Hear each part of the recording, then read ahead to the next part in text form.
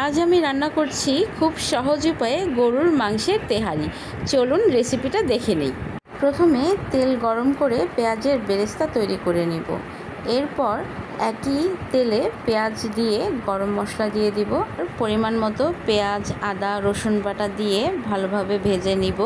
দিয়ে দিব পরিমাণ মতো লবণ। এরপর তেহারি রান্নার জন্য 2 চামচ প্যাকেট মশলা দিয়ে ভালোভাবে কষিয়ে নিব।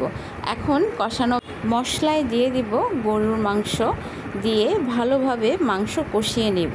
দিয়ে দিব গুঁড়ো দুধ এবং লেবুর রস 1 চামচ। ভালোভাবে কষিয়ে নিয়ে সিদ্ধ হওয়ার জন্য ঢেকে রাখব। এখন কাজু এবং বাদাম বাটা দিয়ে আর কিছুক্ষণ কষিয়ে নেব।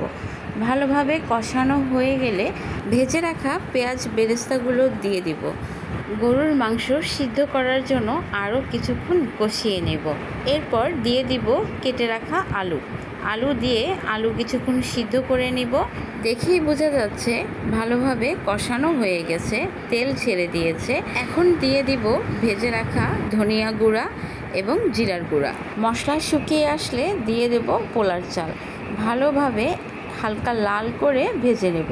পোলার চাল হালকা লাল করে ভেজে নিয়ে পরিমাণ মতো পানি দিয়ে দেব কাঁচা মরিচ আর ঘি। বেরেস্তা দিয়ে নামিয়ে নেব। ধন্যবাদ সবাইকে।